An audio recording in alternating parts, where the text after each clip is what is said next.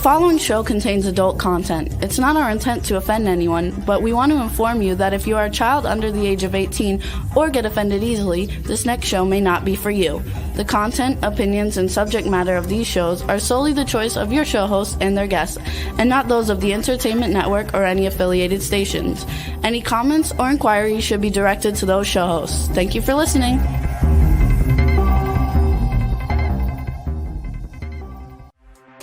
Hey everyone, and welcome to 50 Shades of Bullshit. I'm your host, Christine Lalonde, and this is the podcast where we uncover the truth about online dating. Now let's begin. Hey everyone, I'm Christine. I'm Jada. And this is 50 Shades of Bullshit. Hey Jada, how's it going this week? I am fantastic, beautiful. How are you? How's your week? Good. What's been going on in your world? I'm just working like a dog, and Same. my light is really weird today. Let's see if we can fix Mine's that. very bright. Yeah, so's mine. I look all washed out, and I put makeup on. So that's how I determine what's happening for my week. It's always Thursday. It's always putting makeup on, things like that. So today we're talking about like a sexless relationship to a sexified relationship. And well, I've never had a dating relationship that's been sexless. I have went from a really, sexified marriage to a sexless marriage. And that's pretty much when I knew my husband was having the affair. So, there was that. Yeah. How do you relate to today, Jada? You know what? There's a lot of different ways. First of all, who doesn't want to talk about sex? Like, can we just say that? Yeah. Let's talk about sex, baby. But there's so many different ways. I similar to you, I think that is partially how I found out my ex-husband was cheating. So there's that there too. Yep. But there's a lot. I'm interested actually to hear our guest, what she's going to say. I've watched some of her stories on Instagram and I'm fascinated. So I cannot wait. She is a wild thing on Instagram. She is wild, but I love it. So Me too. Today was how to fuck titty fuck. I saw it with the banana. It was with the banana. I was like, wait a minute. I had to watch it again. Girl. She is a wild thing. Yeah. So today should be fun. It'll be fun. I always like talking about sex on this show. I mean, it's always a great topic, how to, recently we had how to satisfy yourself or pleasure yourself. It was a few weeks ago and that was amazing. I think that I grew up in the age of like in the 80s where people didn't talk about sex. I mean, you couldn't even talk about being gay or lesbian at that time. So it's wild to think that people really didn't talk about sex. My mother never talked to me about sex. Same. It was embarrassing to talk to your friends. And it wasn't until I got older and, gone through a couple marriages that, I felt more comfortable talking to my friends about sex or talking to my dates about sex and, or my partners. Yeah. And I think that we should free that shit up, 100%. We should be open about it. Yeah. I went to Catholic school, so it was very different for me. It was not talked about. But now I look at where we are now with social media and all that's going on, and it's so open and out there. I love it. I absolutely love it. Yeah. I have a funny story. So when I was 21, I had been dating a guy for a couple of years that was LDS, which is Mormon. And when he went off to his mission, I actually joined the Mormon church. And to be honest, not so much for the religion itself, but for really the sense of family and community that I didn't have growing up.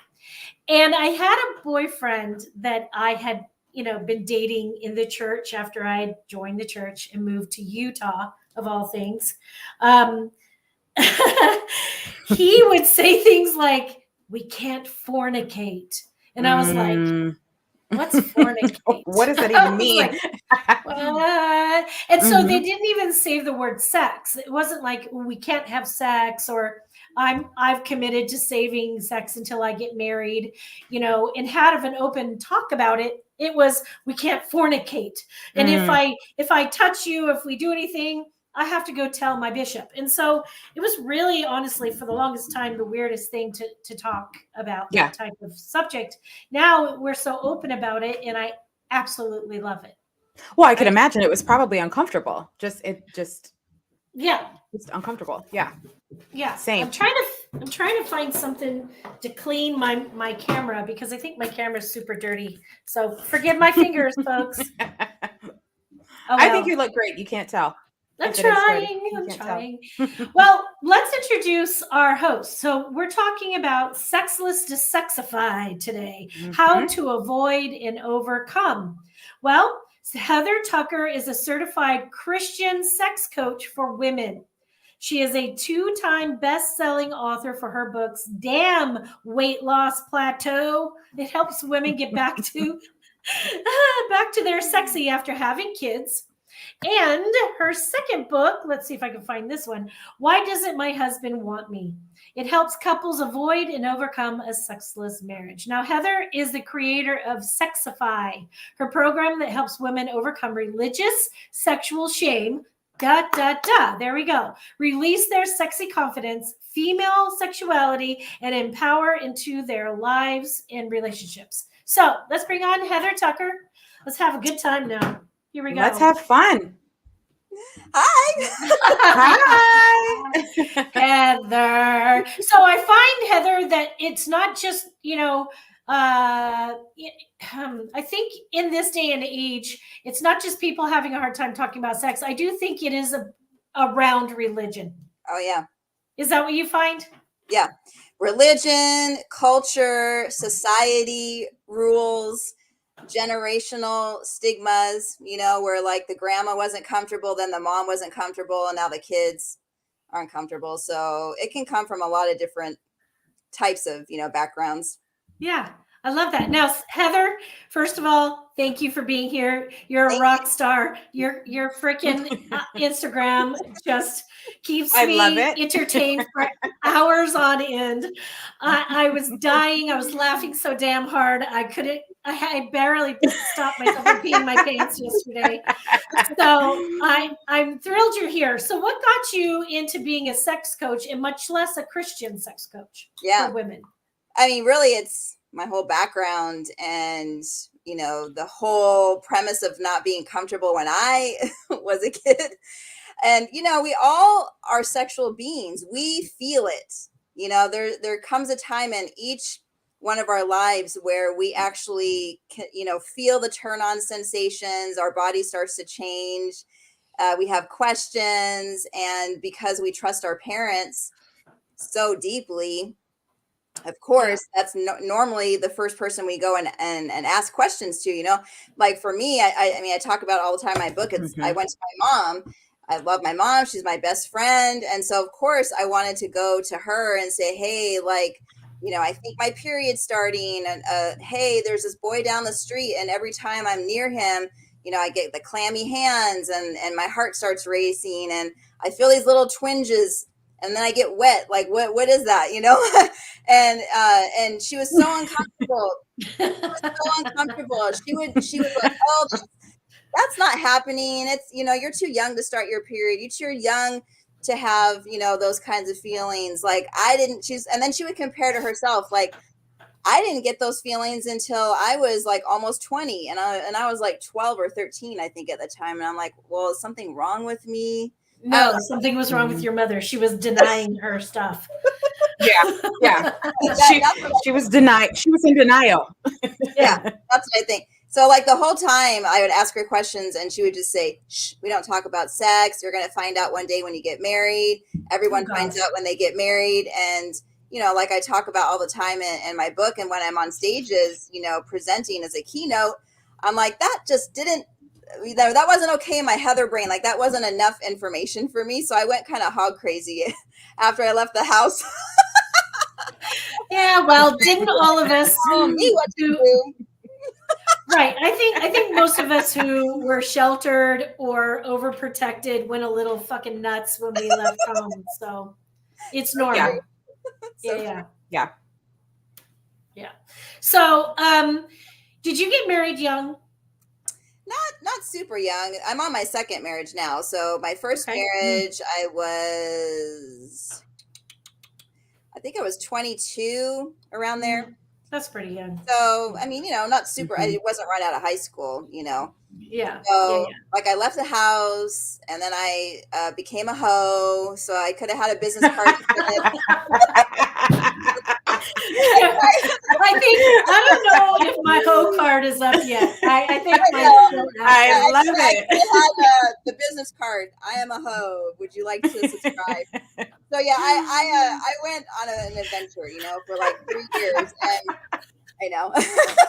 And then like I actually started to notice that every like time I would had sex and spread my legs, while it felt good, emotionally I started to kind of feel like an emptiness, like I was like, man, every time I kind of feel like I'm giving a part of my soul to someone, and I didn't really understand what that was or why I felt worse, afterwards.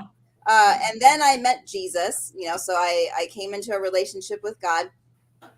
And for a couple of years, I was like, oh man, this feels amazing. Like, I'm on top of the world. This doesn't even compare to the feelings of having sex. This is like a spiritual high.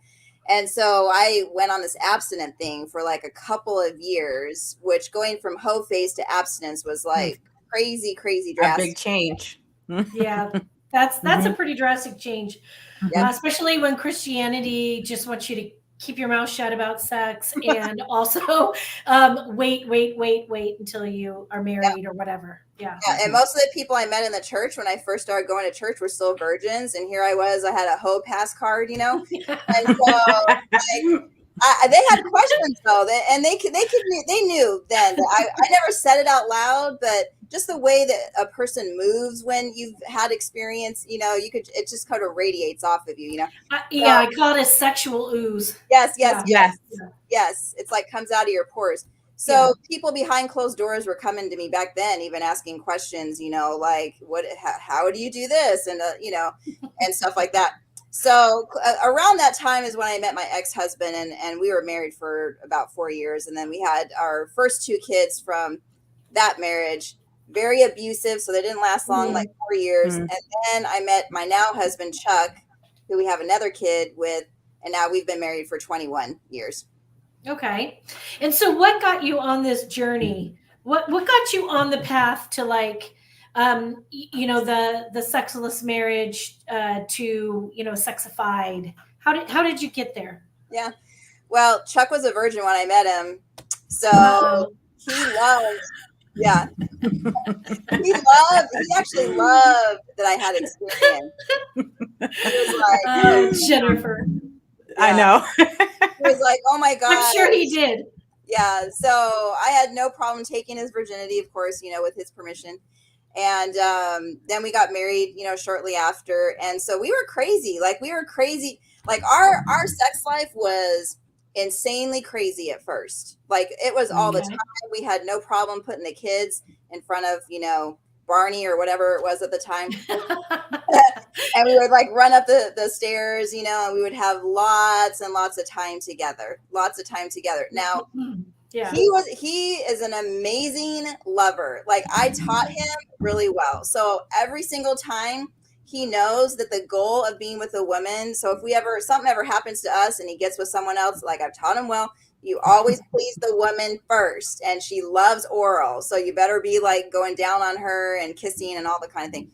So he always brings me to an orgasm, never any problem there.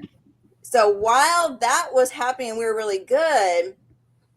I also still had this desire to like touch myself because like I've always self-pleasured, and that's just been a part of my life since a very, young age. I kept it secret because of my religion. And then when I was married, I still kept it secret. So I would get packages of sex toys and I would be like hiding them in my shoes and in my boots and stuff.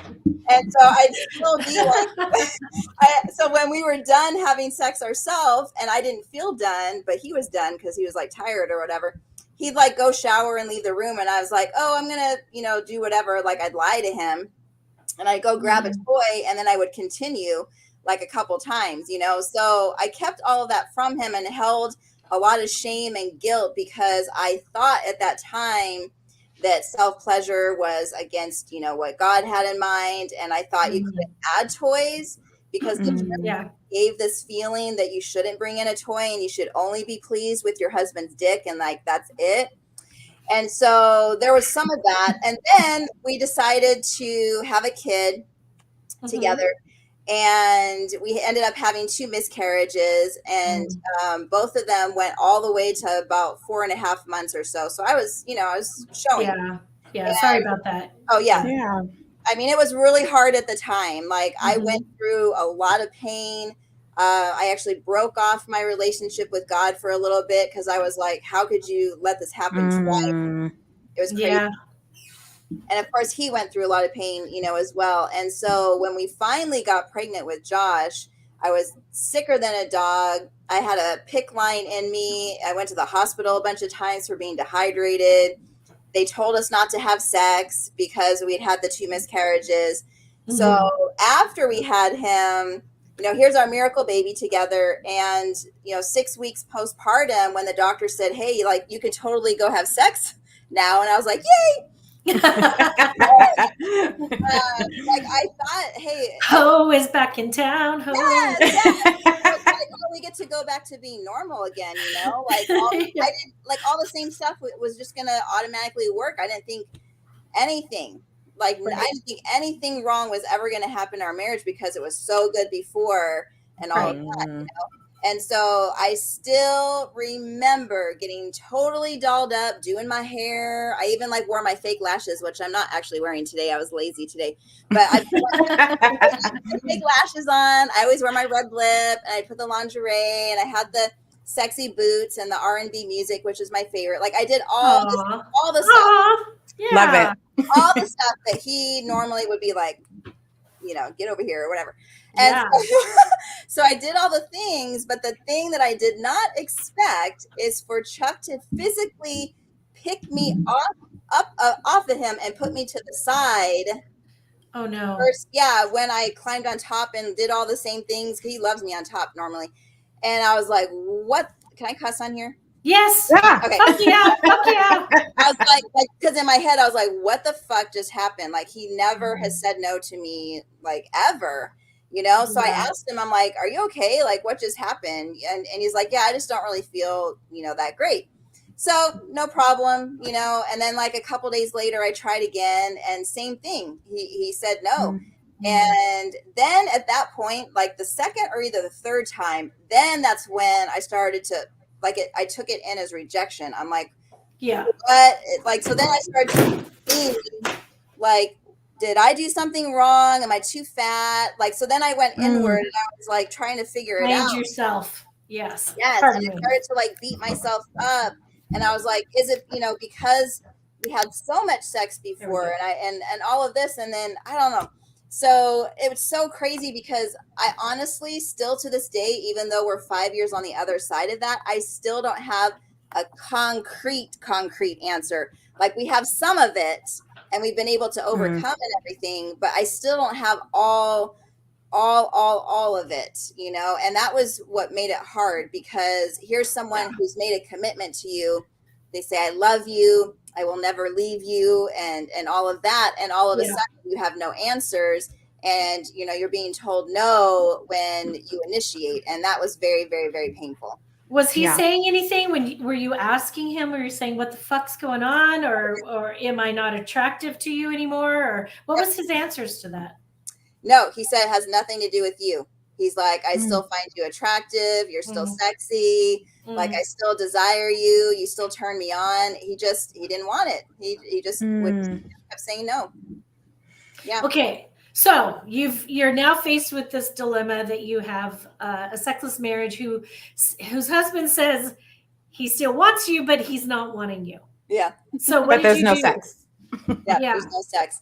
Yeah. We had plenty of non-sexual type of touches. So we still kissed, and we would still hold hands and we would still snuggle on the couch. He's always been my best friend, and still, even during that time, we still did best friend type of things. Like we would go and do things with each other. Excuse me, Okay. there were still dates. We still had date night.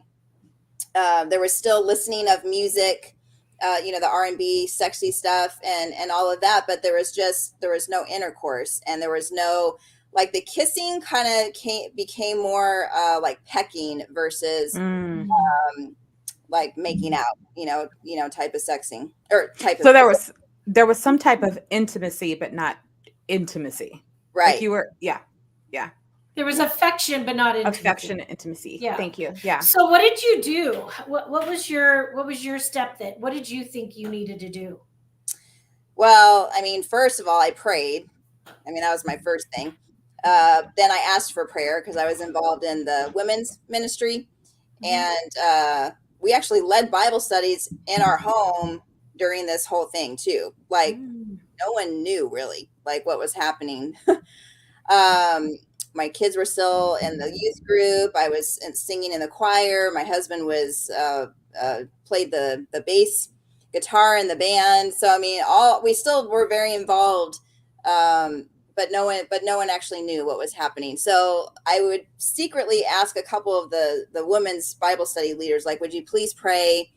Not giving them specifics. I just said, like, our marriage isn't what it used to be. And I didn't say nothing about sex, because even in church, you can't talk about sex still today. Yeah. Like, you're married, you got kids, you're having sex, but they just don't make it an open, conversation to have, which I think is so freaking stupid. But so I couldn't tell the whole story. So they would pray, and then I started to listen to podcasting, like marriage podcasts, and I would go get some books. So I read a bunch of marriage books, and nothing really specifically was around sexlessness though at that time. I mean, you see it a little bit more these days. There's more people coming out talking about their sexless marriage, but back then, like, this was like years ago. Back then, no one was admitting any of that kind of stuff. And if it was like the man and his wife didn't want it. I never really heard stories of the husband not wanting it and the wife being the one that had more of the drive. So I tried as much as I could. I even sometimes would take my earbud out and so that Chuck could hear on purpose some of the things I was listening to, but it annoyed the shit out of him. Like, I'm sure it did. It literally it made it worse. It pissed him off. I would start circling dates on a calendar, like to the last time that we would have sex. And then I would go and actually show Chuck the calendar. So look, like, this is when we had sex, and it's been like months, and I would say, don't you miss it too? So then I would put it back on him. Like, aren't you getting blue balls? Like, don't you have issues? So I basically tried everything. And then because I wasn't able to get my needs met and I was still horny, I would just take care of myself. So, then there was even more times of self-pleasure, and secretly I was watching porn, and like doing all the things, just to try and like get myself physically taken care of, while mentally and emotionally I was like dying inside. Like, I literally was walking around with death inside me. It was horrible feeling.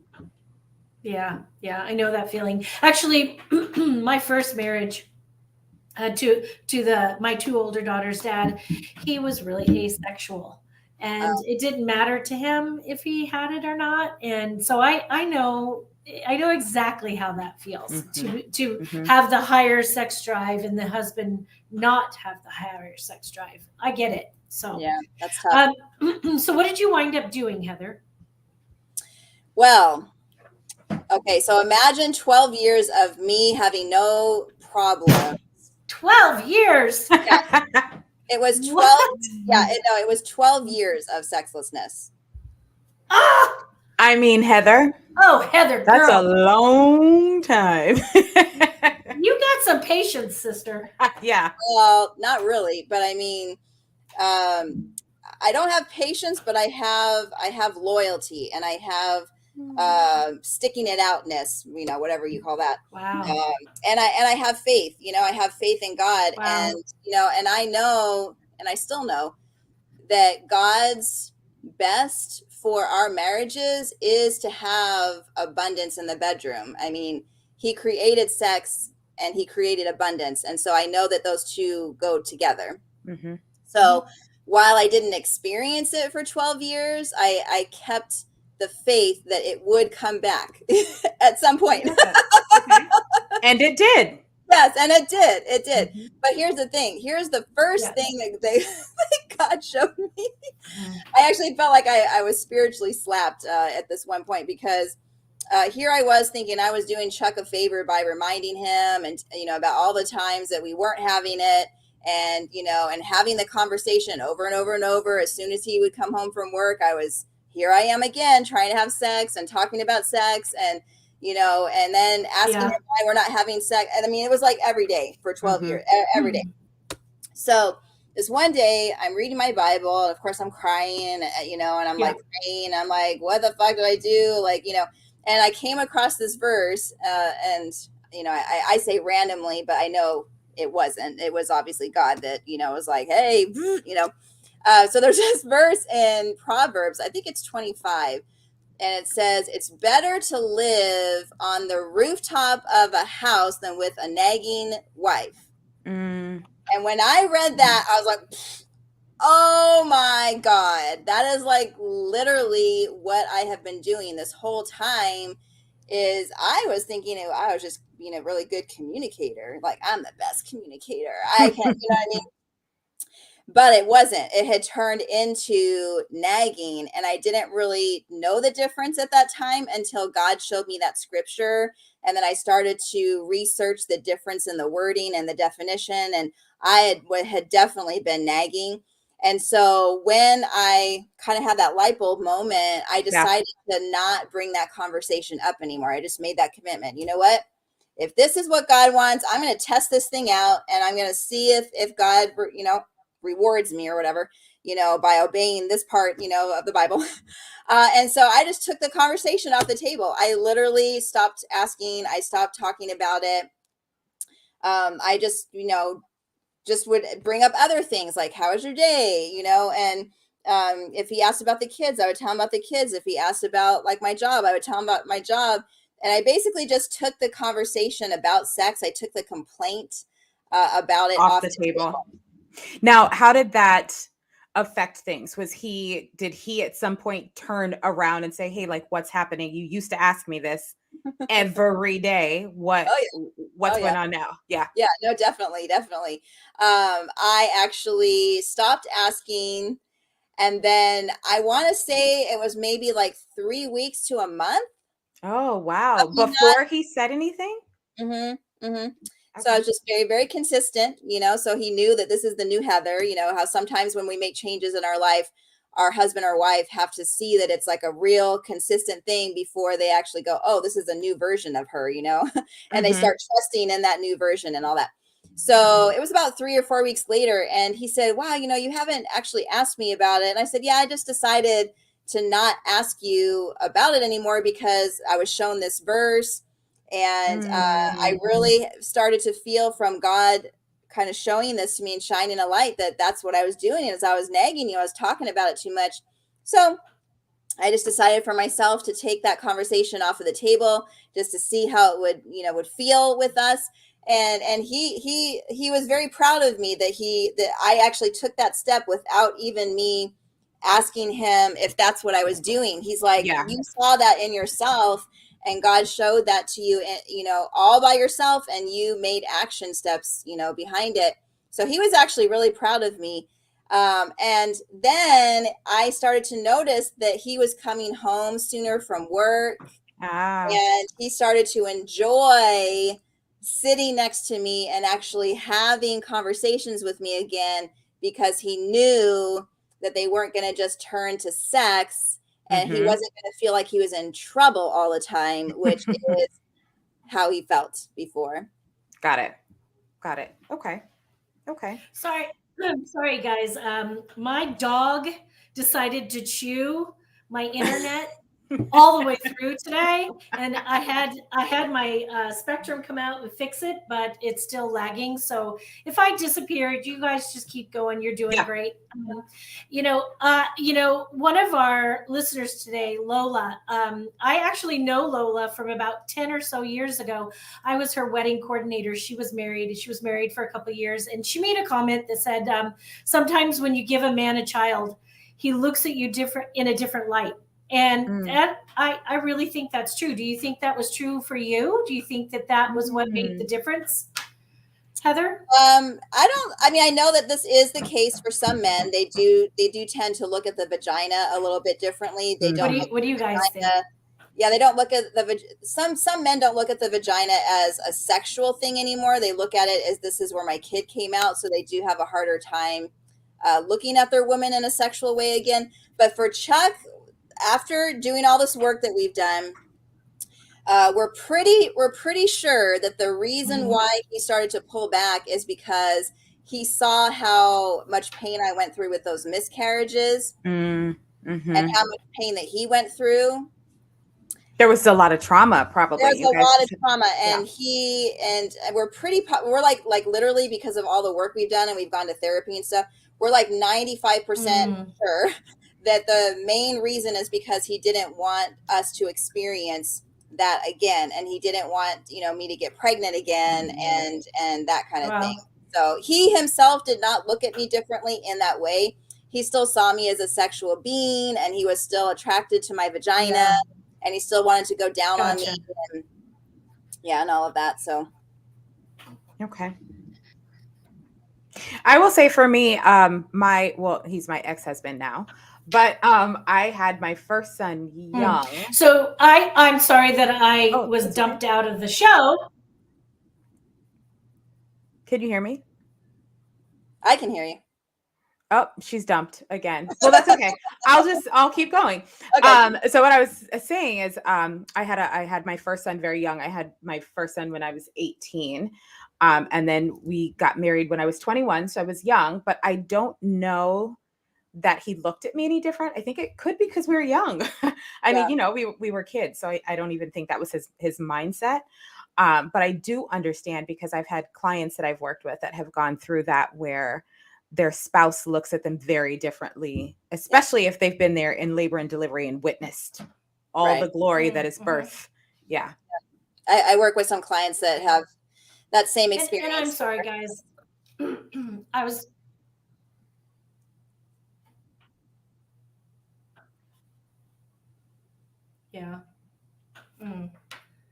Unbelievable this is today. Oh, Christine, can you hear us? Yeah, I can hear you guys. Okay. I just, for some reason, my whole system is screwed up today. So I'm sorry. Just keep going. My bad. That's okay. I'm sorry, Heather. What were you saying? Go ahead. Oh, no, I was just saying that I've worked with some clients that, it sounds like you've worked with some clients where that is their personal experience, and their husbands are, having a harder time with their own erection and things like that, because they're in their head about the birth of our kid came out, and so I'm having a hard time staying erect. Yeah. Do a lot of women come to you and discuss sexual questions? Yeah, I agree with that. So do you go ahead.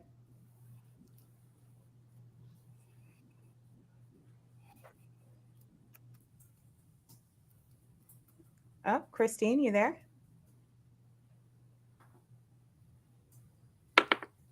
Oh no, maybe we lost her. I don't know what is going on. Okay, so I was asking, do a lot of women come to you? I watched your Instagram. I'm kind of obsessed. I think I watched every single video over the past few days. Do you have a lot of people that come to you and ask you questions about certain things in the bedroom? Is it uncomfortable for you? Yeah, I can imagine. It's never uncomfortable for me. I'm very, very comfortable talking about sex. It's uncomfortable for them.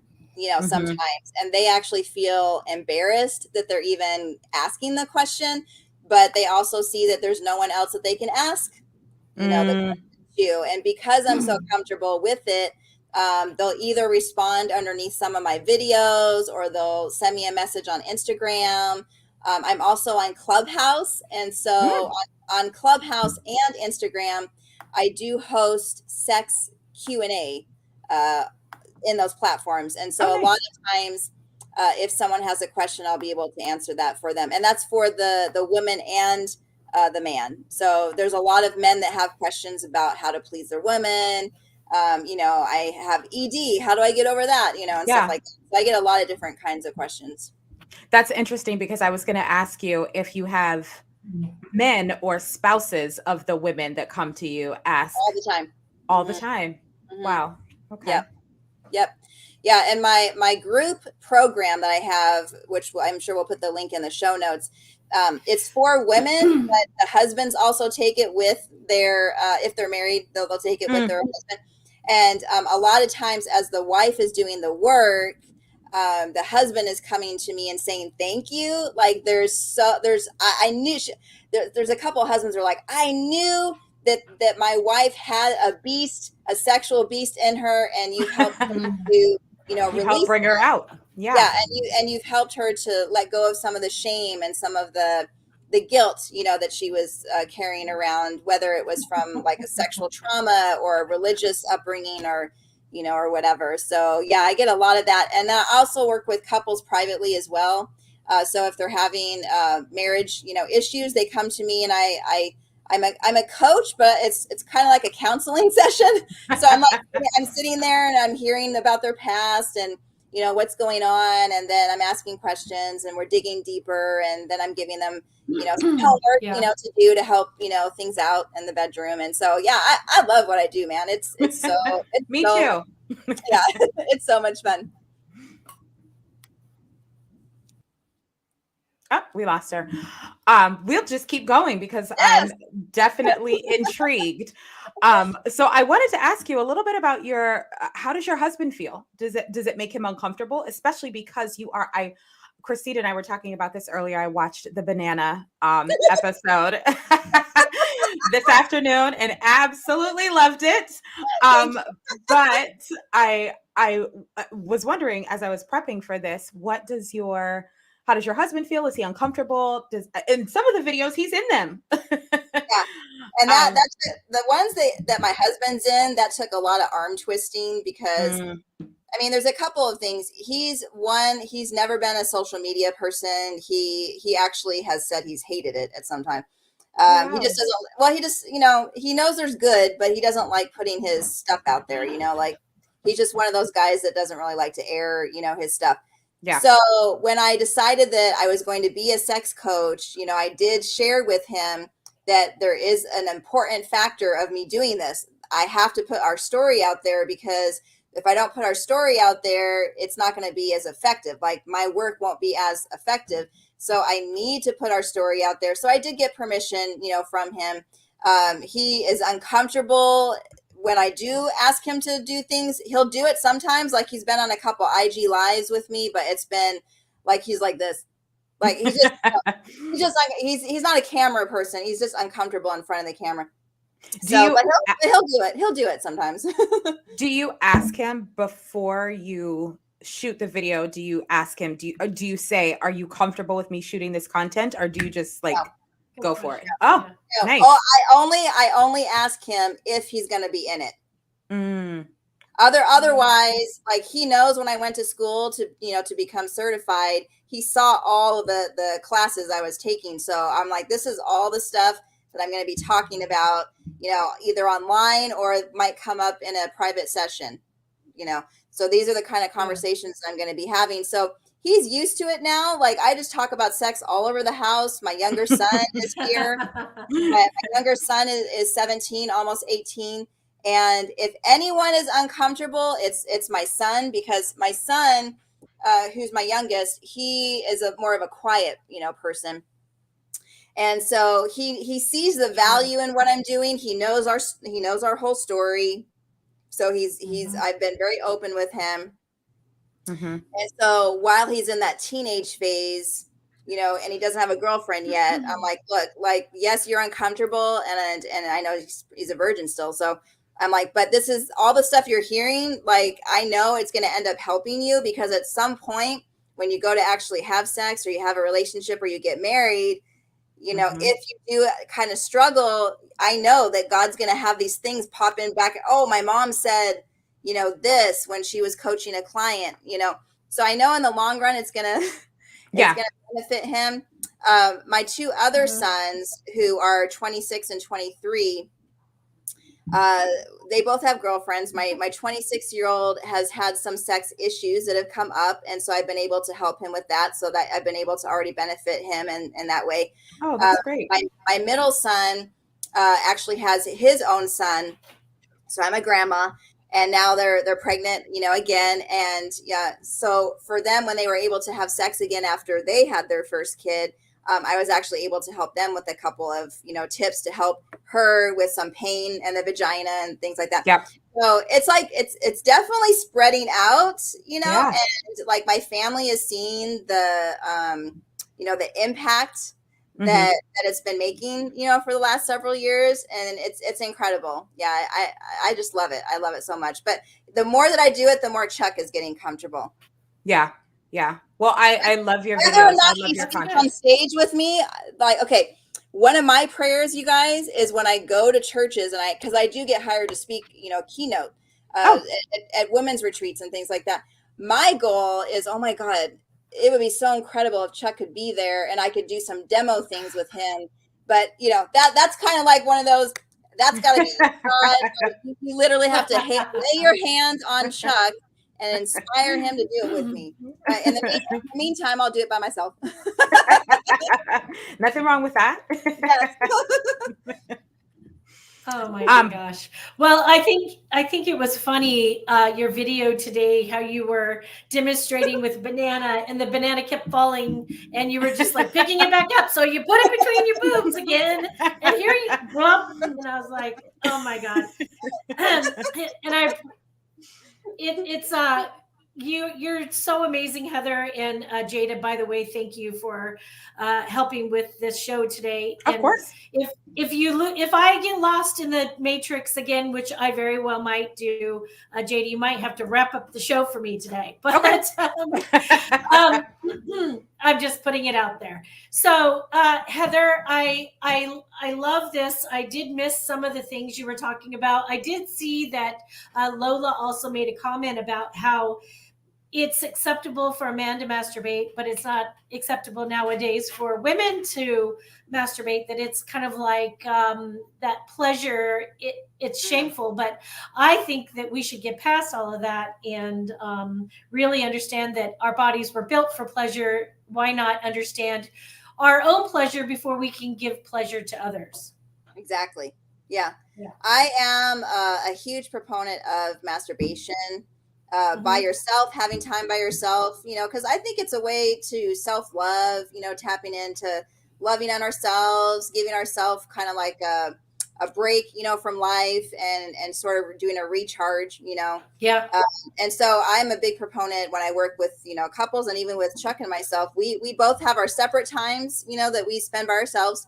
And then we still come together, and so and since we both have been open and sharing that we masturbate, and now we don't hide it anymore, we're very open. Our sex life has actually gotten way better in that way, because now we're able to share, That's what great. works for me and like what brings pleasure for me, and he's able to say the same thing to me. So now I thought I gave, kick-ass blowjobs before my whole life. And I know I did. Like, I know I was great. But now I understand that each man is different and each woman is different. And while, some things gave pleasure to another man I might have been with, it might not actually do the same thing for Chuck. So, it's all individualized. And so when you guys are married or in dating relationships, it's very important to have a sex conversation, about what turns you on.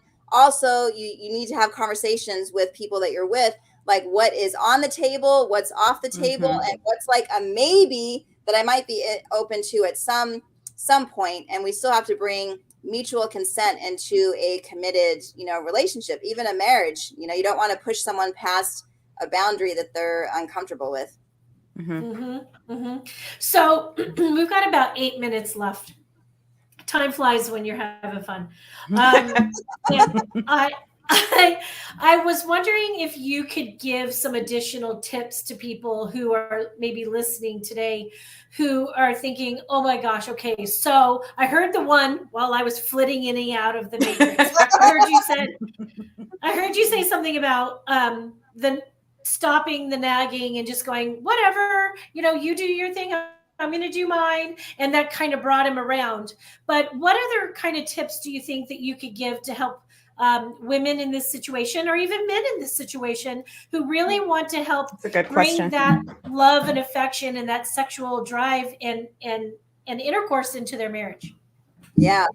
Well, most of us, when we are in those situations and we're sexless, we are feeling rejected and we're feeling abandoned, even though we have a partner that might be sitting right next to us, right there on the couch, or over there, or over there, or on the couches.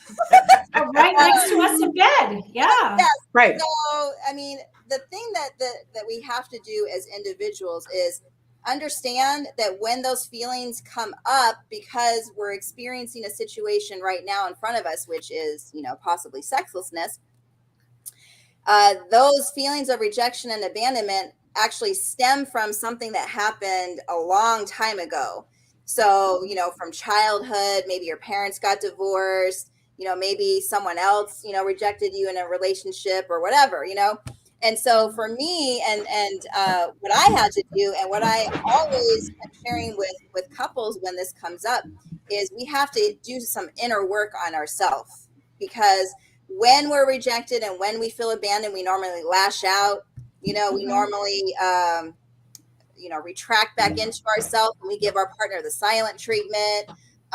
We might be, denying our partner's sex when they are ready, because now we're so pissed. Oh, you didn't want me for so long, and all of a sudden you want me, I don't think so. Yeah. So there's a lot of inner work that we have to do when we're in it, so that when it does come back, we're not pushing away with our comments, and with anger, and we're keeping the line of communication open, but it's light and airy and like less pressure. So, doing some inner work on rejection and abandonment is always my first, tip.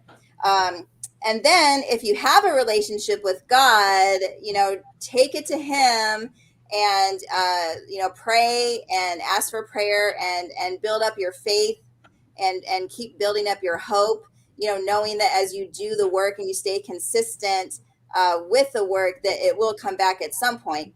And then I think too, just understanding that sometimes periods of sexlessness are normal in a relationship, and that we shouldn't just automatically freak out. Like we shouldn't automatically assume that our husband or wife doesn't love us anymore. Right. Yeah. Which is what I did. I'm like, oh my God, he doesn't love me. And I was like freaking out. And it's not what it means. It's not like that's what it automatically means. Like there could be a period of sickness. There could be a period of like a health thing.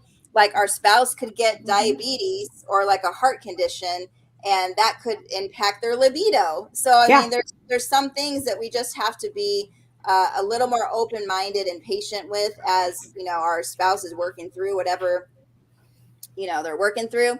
And so that we stay open for when they're ready, then we can actually receive them, back, and we don't have any bitterness or resentment or anything like that has built up. I think that I love this, Heather. You're so great, and I think really the whole communication thing is the most important thing. If you're in a relationship with somebody, whether you're married or long term, you just have to be able to communicate without being angry and resentful, and say, okay, I'm not going to blame this on me. I'm not going to say you're just not attracted to me anymore, but maybe we should talk about what's happening. So I think keeping that open is great. I want to thank you for being here today. Oh yeah, of course. I was going to say, and getting to the root cause of the sexlessness. So like the sex Yes. normally is taken off of the table, but normally it's because something mentally or emotionally has happened before. Mm-hmm. And then the sex, so it's not like your relationship is so amazing and then it just goes away. Normally something has happened or occurred, to take the sex off the table. So just understanding the root cause behind that. Love it. Yeah, that's great. So want to say thank you for being here again, Jada. You're always the best. I appreciate you holding down the fort. Of course. Especially when I was like in the 100th dimension today. I loved it. It was fun. So thank you. Yeah. So everyone, thank you for coming. Same time next week. Oh my God, I can't even speak now. Same time next Thursday. Yep. Same time, same place. And until then, let's keep this shit real. Yes. If you enjoyed this episode, please share with your friends, like and follow us on Instagram at 50 Shades of _bullshit and Facebook at 50 Shades of Bullshit. Thanks so much for listening, and we really hope to